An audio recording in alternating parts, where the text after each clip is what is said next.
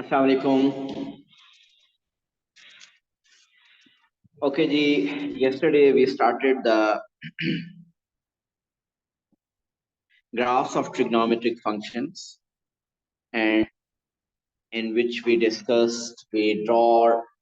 drew some graphs of sine and cos functions.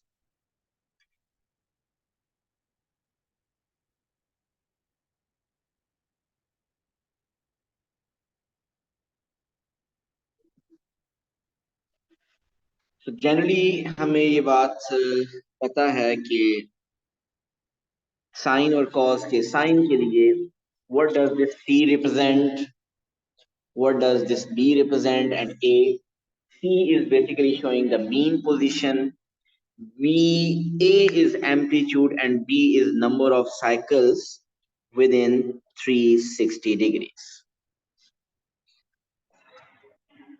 ये हमने कल किया था. और वालेकुम अस्सलाम। वालेकुम अस्सलाम।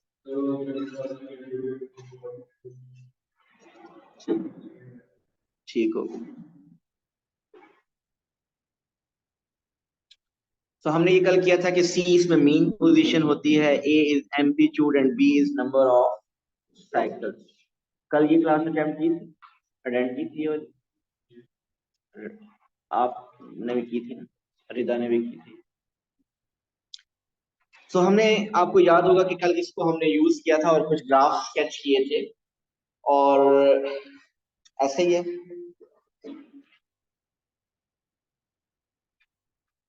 तो क्या ये जो इंफॉर्मेशन है ये सिर्फ साइन के लिए एप्लीकेबल है? No, this is also true for cos. Mean A cos B X plus C के लिए भी यही इंफॉर्मेशन है। Mean this C is showing the mean position, A is the amplitude, and B represents the number of cycles within 360 degree. So वो जो number add या subtract हो रहा होता है वो मीन पोजीशन को शो करता है, whether it's a graph of sine or cos. A represents the amplitude and B represents number of cycles within 360 degree.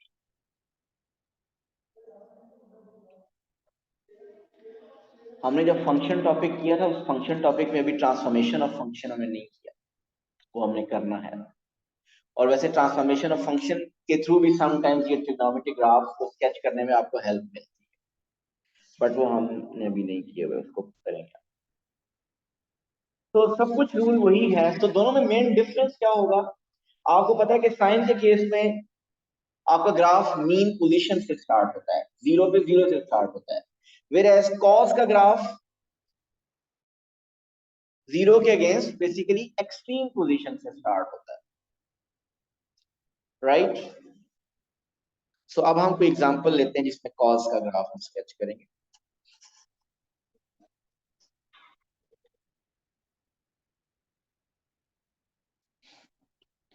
Suppose we want to sketch the graph of y is equal to 4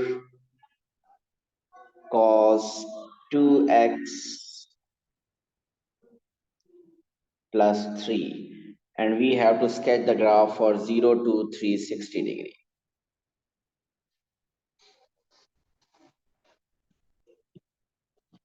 Okay ji, what's the mean position? 3. Mean position is 3. So the amplitude 4 shows कि आपका graph mean position से 3 unit above होगा, sorry 4 unit above होगा और 4 unit below होगा। So if you add 3, 4 in 3 तो it is 7, और अगर 4 सब्ट्रैक्ट कर दे 3 में से तो 3 minus 4 is -1। तो इसका मतलब आपका ग्राफ -1 से 7 के दरमियान रहेगा। इसकी एक्सट्रीम वैल्यूज क्या है? -1 to 7। So the range of this graph is -1 to 7। अगर आप देखिए तो इस 2 का ग्राफ की रेंज के ऊपर कोई इम्पैक्ट नहीं है, ये सिर्फ साइकिल्स के बारे में बताता है। इस 2 का ग्राफ की रेंज के ऊपर कोई इम्पैक्ट नहीं होता। चलिए ग्राफ स्केच करते हैं।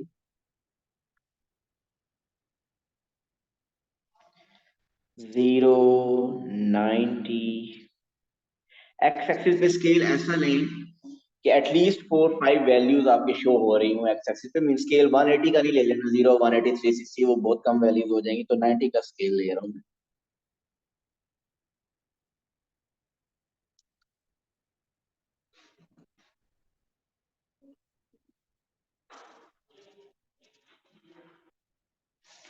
वाई एक्सिस पे आप कोशिश करें कि क्लोजेस्ट वैल्यूज रखें, स्मॉल आप स्केल लें। मीन उसकी मीन पोजीशन क्या है? 3। आप मीन पोजीशन 3 को यहां कर लीजिए, ये है मीन पोजीशन 3। अगर ये मीन पोजीशन 3 है तो -1 तकरीबन यहाँ पे होगा, इधर होगा -1, ऐसे ही है। जितना गैप स्मॉल रखेंगे उतना ग्राफ आपका अच्छा बनेगा, और जितना ये गैप इनमें ज्यादा रखेंगे उतनी ऑकवर्ड सा एक ग्राफ बन रहा होगा। एंड 7,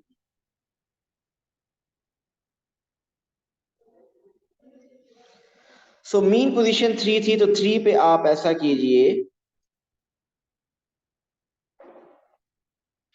पहले डॉटेड लाइन ड्रॉ कर ले मीन पोजीशन के लिए। ये मीन पोजीशन के लिए। So now we have to draw the graph of cos. So cos का ग्राफ कहां से स्टार्ट स्टार्ट होना चाहिए? एक्सट्रीम पोजीशन से। एक्सट्रीम पोजीशन मीन 7 से स्टार्ट होना चाहिए। अगर ये साइन होता तो मीन पोजीशन मीन 3 से स्टार्ट होता, लेकिन ये कॉज है तो ये 7 से स्टार्ट होगा, एक्सट्रीम पोजीशन से स्टार्ट होगा। Okay, now it's a turn off this 2। ये 2 क्या शो करता है कि 360 डिग्री के अंदर 2 साइकिल्स बनाने हैं। सो अगर 360 में 2 साइकिल बनाने हैं तो 180 में एक साइकिल बनाना है। अगर यहां से स्टार्ट करना है, देखिएगा इधर से अगर स्टार्ट होगा तो 180 पे यहीं पे ही एक साइकिल कंप्लीट होना चाहिए। सो एक्सट्रीम वैल्यू पे एक साइकिल कंप्लीट होगा और 90 पे इसका हाफ साइकिल। सो ये देखिए मैंने 90 तक इसका हाफ साइकिल बनाया।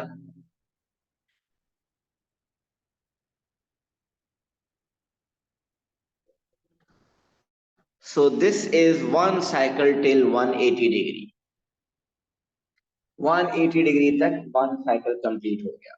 अब 360 तक सेकंड साइकिल कंप्लीट होना चाहिए, और 270 पे एक हाफ होना चाहिए इसका।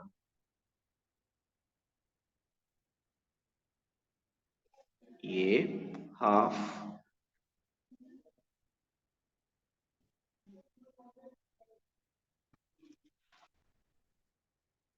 So this is the graph of 4 cos 2x plus 3.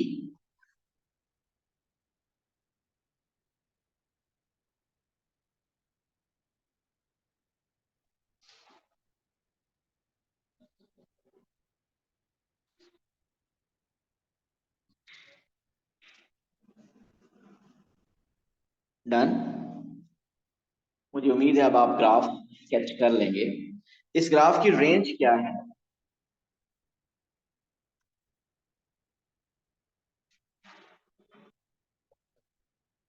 What is the range of this graph?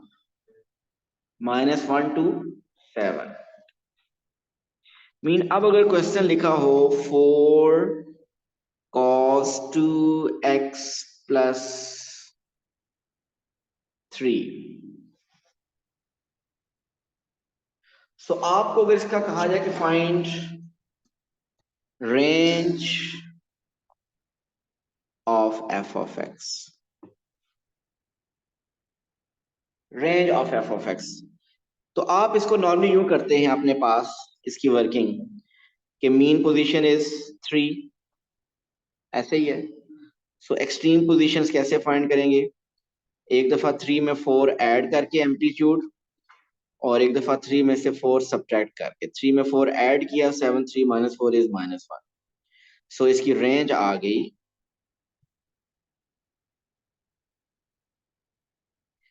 f of x is greater than equal to -1 less than equal to 7। तो ये रेंज अगर देखें तो ये आप मेंटली फाइंड कर सकते हैं।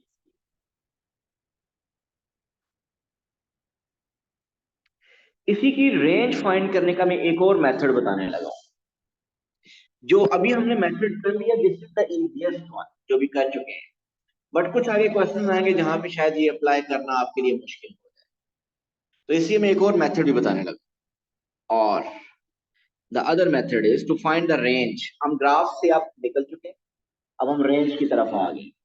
तो बेसिकली उसके साथ लिंक है तो इसके साथ कर रहे हैं कि you want to find, you have the function f of x which is 4 cos 2x plus 3.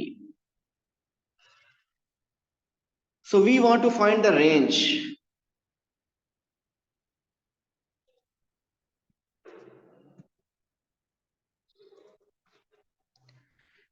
कल हमने ओरिजिनल साइन फंक्शन की रेंज क्या लिखी थी बताइए? What is the range of sine x? -1 to 1. And what's the range of cos x? -1 to 1. ये universal एक rule है, आपको पता चल गया कि कॉस की रेंज और साइन की रेंज हमेशा -1 से 1 तक होती है।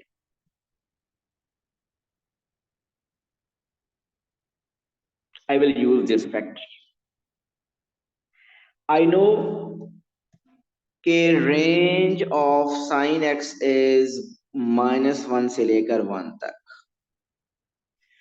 मुझे ये बताइए साइन एक्स की रेंज अगर -1 to 1 है, मैं ये फंक्शन अब बनाऊं, मैं इस फंक्शन की रेंज फाइंड करने लगा हूं। आप मुझे ये बताइए कि साइन एक्स की अगर ये रेंज है तो साइन 2x की रेंज क्या होगी?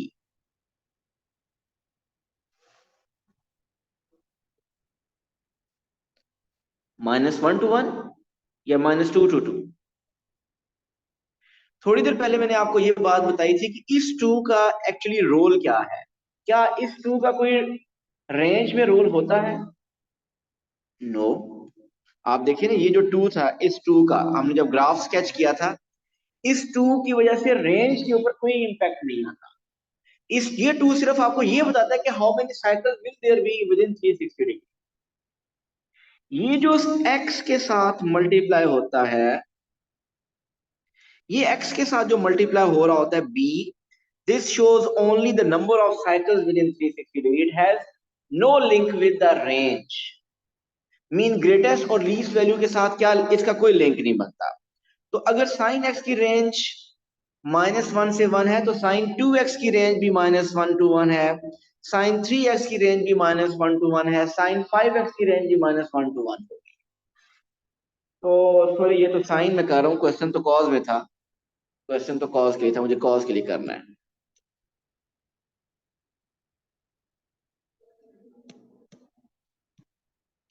So range of cos x is -1 to 1, and the range of cos 2x is also -1 to 1.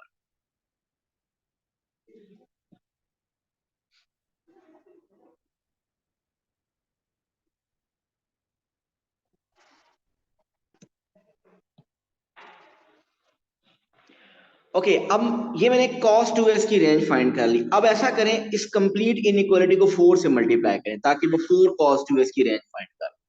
Complete inequality को 4 से मल्टीप्लाई कर। सो इस कंप्लीट इनइक्वालिटी को 4 से मल्टीप्लाई कर दें तो ये बन जाएगा -4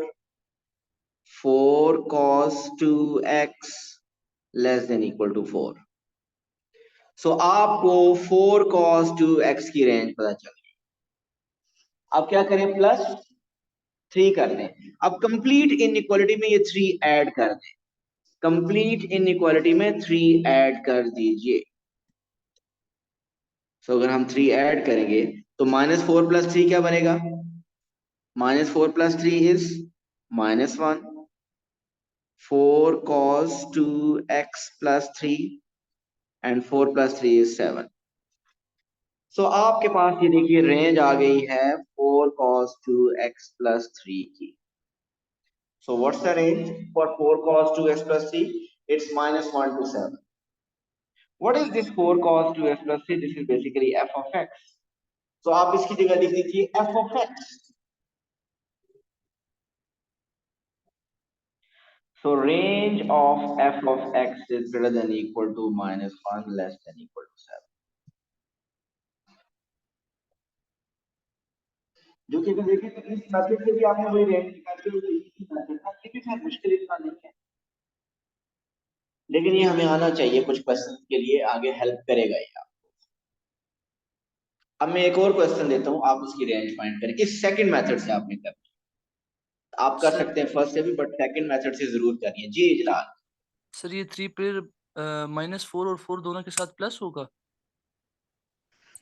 ये 3 जो बेसिकली है ये सब के साथ पूरी इनइक्वालिटी के साथ, इधर भी प्लस हुआ है, इधर भी प्लस किया, इधर भी प्लस किया और इधर भी प्लस किया।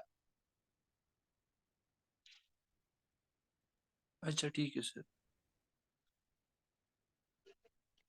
चलें एक और क्वेश्चन लें। F of x is equal to 5 cos 3x -1।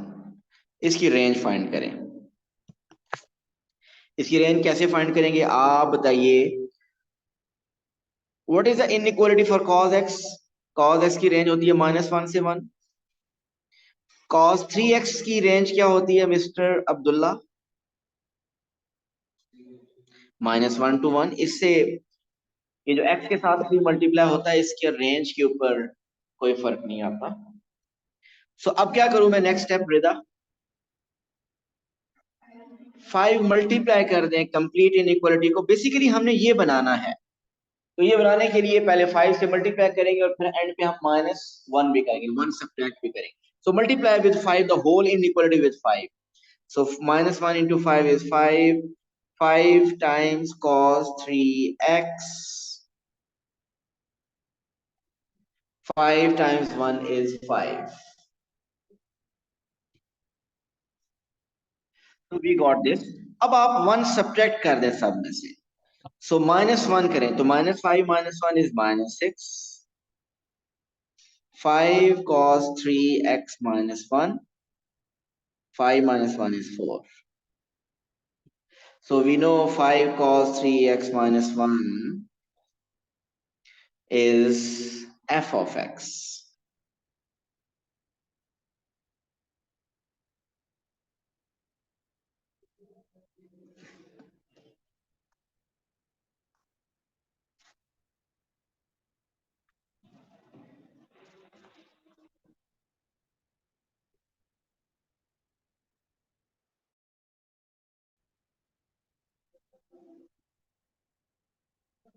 ठीक हो गया भाई। और इसकी रेंज अगर मेंटली आप कर सकते थे, आपको पता है मेंटली कैसे करनी है। Mean position is -1। Mean position इसकी -1 थी। सो -1 में 5 ऐड करना है और 5 सब्ट्रैक्ट करना है। सो -1 में 5 ऐड करें तो 4, 5 सब्ट्रैक्ट करें तो -6। सो -6 से 4 रेंज बन जाती है। डायरेक्ट भी आप कर। ठीक हो गया। ओके जल्दी से। ओके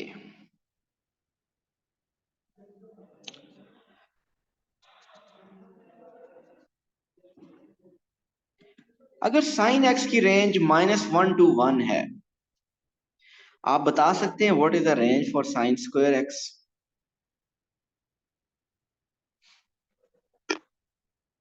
साइन स्क्वायर एक्स की रेंज क्या होगी? क्या होगी? सेम रहेगी, स्क्वायर नहीं लेना आपने? सेम होगी। सेम सेम होगी मतलब -1 से 1 ही होगी। वो क्यों?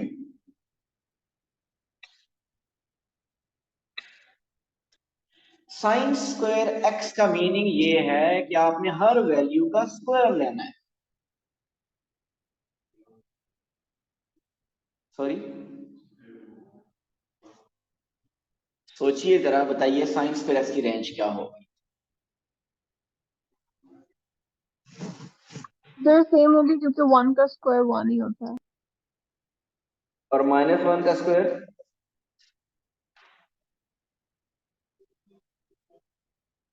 वो तो -1 नहीं होता ना। -1 का स्क्वायर तो -1 नहीं होता, वो तो 1 हो जाता है।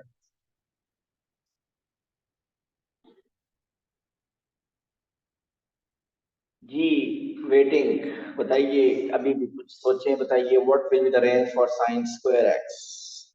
I didn't get the right answer till now. Amina,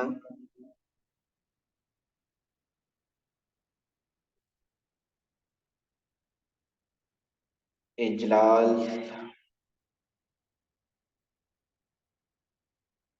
sir इसका होल स्क्वायर होना ज़रूरी है क्या? हाँ जी होना जरूरी है। मीन आपके क्वेश्चन पेपर में क्वेश्चन आ गया ना कि साइन स्क्वायर एक्स की रेंज बताइए, तो आपको स्क्वायर लेना होगा ना। अब आप बताइए साइन स्क्वायर एक्स की रेंज क्या हो?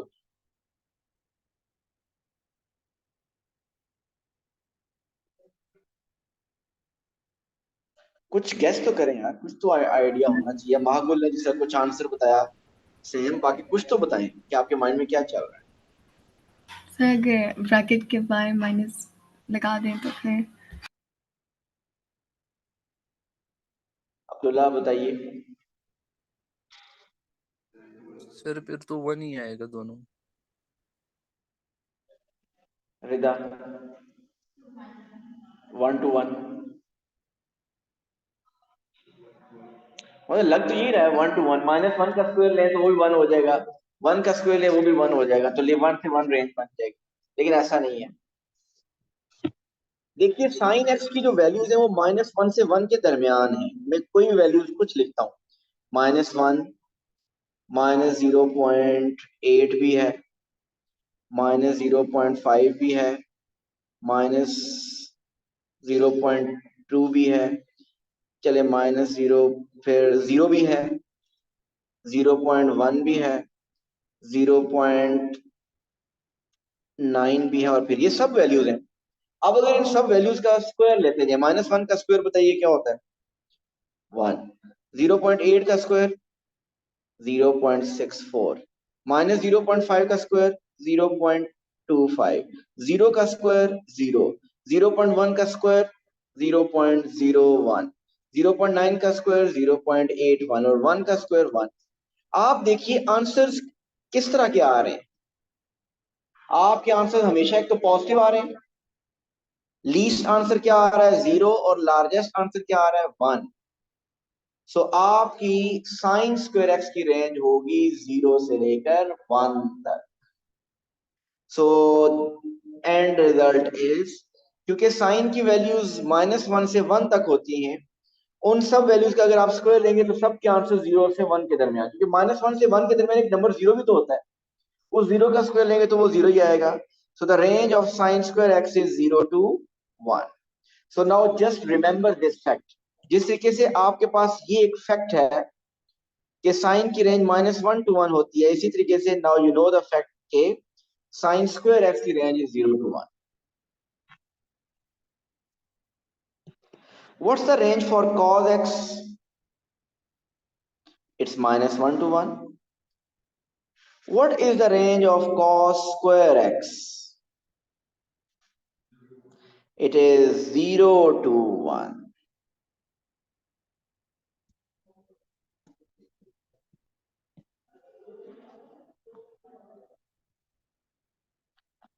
So these are the facts you should remember.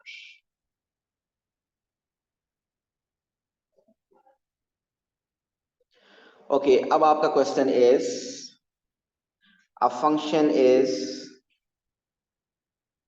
3 sin square x plus 1.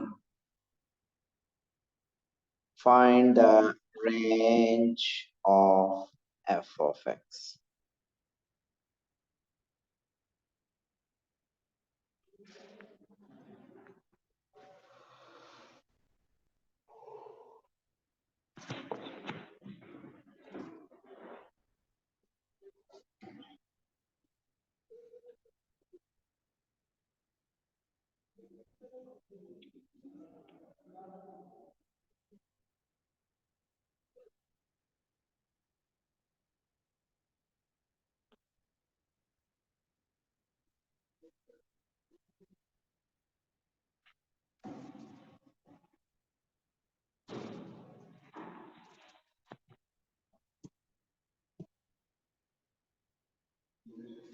होगी क्या है रेंज? 1 to 4। अब्दुल्ला की रेंज 1 to 4 आ रही है, एंड इजलाल आप बताइए। सर मेरा भी 1 to 4 है। 1 to 4, ओके, 1 to 4, ओके, बिल्कुल ठीक है। और आप लोगों ने एक मिस्टेक नहीं करनी, जो कि अभी आप में से किसी ने की नहीं है, लेकिन एक्सपेक्टेड है कि आप एग्जाम में ऐसा करेंगे, कि आप में से अक्सर लोग यूं करेंगे कि इसकी मीन पोजीशन क्या है 1, mean position is 1, amplitude is 3, सो 1 में 3 ऐड करें 4 और 1 में से 3 सब्ट्रैक्ट करेंगे तो -2, सो रेंज क्या बनी -2 to 4। This is wrong. ये क्यों इनकरेक्ट है? ये क्यों इनकरेक्ट है? ये इसलिए इनकरेक्ट है कि ये जो वन मीन पोजीशन होती है ये तभी होगा जब आपका ग्राफ साइन का या कॉस का होगा। जब ये साइन स्क्वायर हो जाए या कॉस स्क्वायर हो जाए तो फिर ये वन मीन पोजीशन नहीं रहती और ये 3 एम्पलीट्यूड में ही रहता है। सो ये जो रूल पढ़ा हुआ है आपने कि ये वन मीन पोजीशन होती है और 3 एम्पलीट्यूड होता है, ये सिर्फ सिर्फ साइन के लिए होता है, प्योर साइन के लिए, प्योर कॉस के लिए, not for sine square, not for cos square. तो इसलिए अब आप देखिए कि ये मेथड मीन पोजीशन के थ्रू वो मैक्सिमम मिनिमम फाइंड करने वाला मेथड यहाँ फेल हो गया, तो you can't do this method. अब आपको वही मेथड यूज करना पड़ेगा दूसरे वाला, और दूसरे वाला क्या कि आपको पता है कि साइन स्क्वायर एक्स की रेंज क्या होती है 0 से 1, ऐसा ही है। इसको अब आप 3 से मल्टीप्लाई कर दीजिए, 0 टू टाइम्स 3 0 ही होगा, 3 sine square x, 3 times 1 is 3। Complete inequality को 3 से मल्टीप्लाई कर दिया। अब कंप्लीट इनइक्वालिटी में 1 ऐड कर दीजिए, 1 3 sine square x plus 1, 3 plus 1 is 4, so it means f of x is greater than equal to 1 less than equal to 4।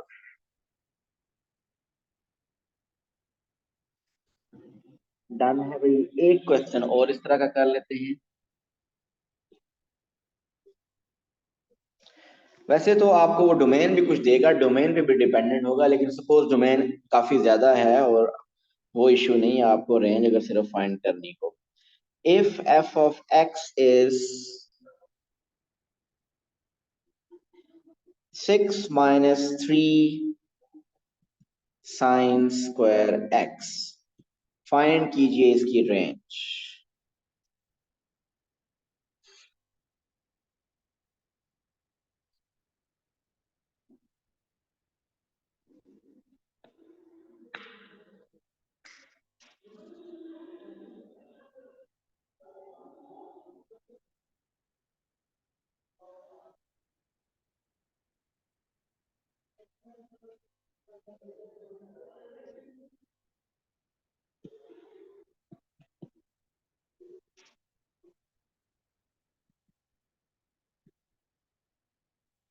We know sine square x की range होती है 0 to 1, -3 से multiply करना है, -3 से,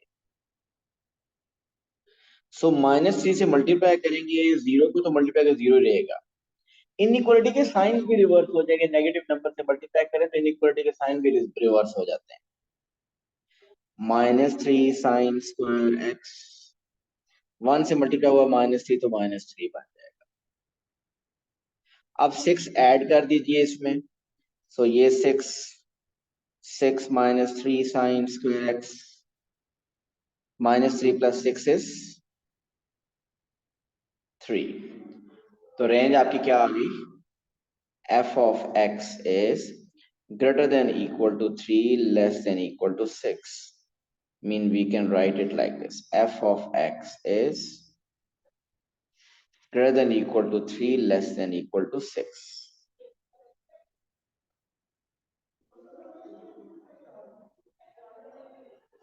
जी क्लियर है ये? ओके, ग्राफ्स के थ्रू हमने बेसिकली ग्राफ हमने पढ़े, साइन और कॉस का ग्राफ हमने कर लिया है और उसके साथ हमने रेंज फाइंड कर लिया है। अब ग्राफ ऑफ साइन और कॉस में एक लास्ट और चीज ऐड करूंगा, और वो क्या है कि अगर साइन फंक्शन के साथ या कॉस फंक्शन के साथ नेगेटिव अगर आ जाए, मीन माइनस साइन एक्स का ग्राफ कैसा होगा। We know the sine x का ग्राफ, साइन एक्स का ग्राफ कैसा होगा, साइन एक्स के ग्राफ में और कॉस एक्स के ग्राफ में सिर्फ इतना डिफरेंस होगा कि ये ग्राफ रिफ्लेक्ट हो जाएगा ओवर एक्स एक्सिस, रिफ्लेक्ट हो जाएगा ओवर एक्स एक्सिस। अगर आपने माइनस साइन एक्स का ग्राफ ड्रॉ करना है, आपको पता है साइन एक्स का ग्राफ कैसा था? साइन एक्स का ग्राफ कुछ ऐसा था, 0, 90, 180, 270, 360। आपका जो साइन एक्स का ग्राफ था वो कुछ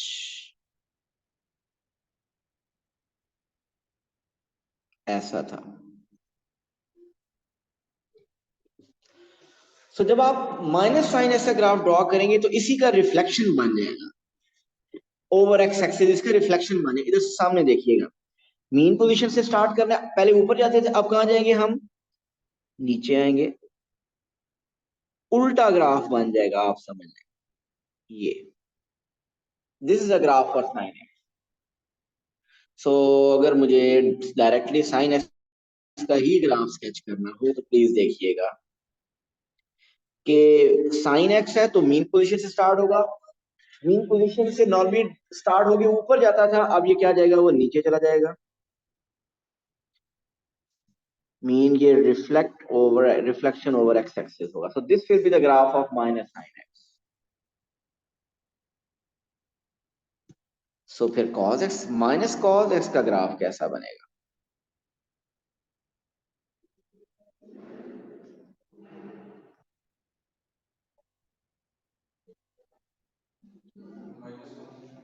गुड। सो अब वो -1 से, नॉर्मली वो एक्सट्रीम पॉजिटिव एक्सट्रीम वैल्यू से स्टार्ट होता है, वो नेगेटिव एक्सट्रीम वैल्यू से स्टार्ट होगा। सो यहां से स्टार्ट होगा। सो नीचे से इसका स्टार्ट होगा,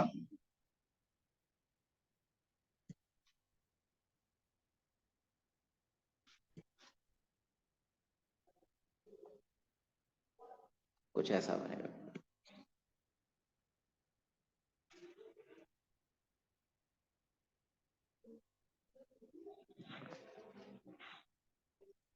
सो इससे पहले जो कोई ग्राफ स्केच किए हुए हैं उनको अगर मैं शो करूं यहां पे दोबारा,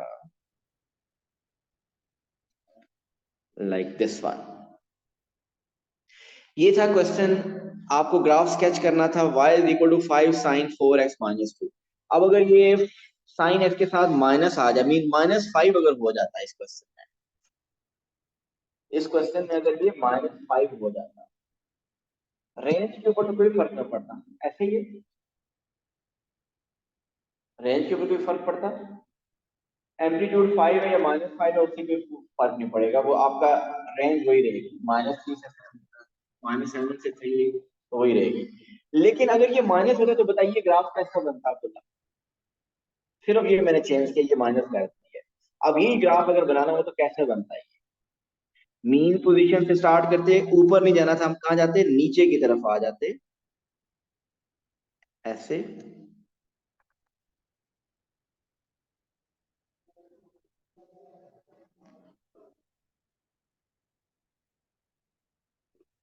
सो कुछ ऐसा ग्राफ बन जाता। अगर ये नेगेटिव इसके साथ होता तो फिर ये ग्राफ, नॉर्मली साइन का ग्राफ मीन पोजीशन से स्टार्ट होके अपवर्ड पॉजिटिव पोजीशन की तरफ जा रहा होता है, लेकिन अगर नेगेटिव होगा तो नेगेटिव एक्सट्रीम पोजीशन की तरफ जाएगा।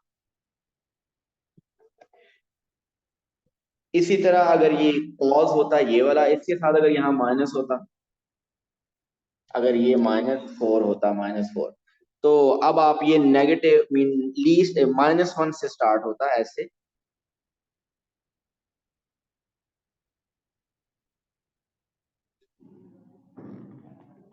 सो कुछ ऐसा बन रहा होता।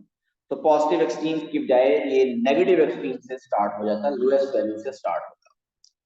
जी आई होप अब आप कॉस के ग्राफ्स किसी भी तरह से आपके पास आए, अब आप वो स्केच भी कर सकेंगे और जो उसमें से अननोन फाइंड करना है वो भी आप कर सकते हैं। हमारा ग्राफ रह गया सिर्फ 10 का, वो हम कल करेंगे। लेकिन इसके अलावा अब आपको जो वर्कशीट दी है उसमें जो ग्राफ के क्वेश्चन है वो सब आप अटेम्प्ट कर सकते हैं।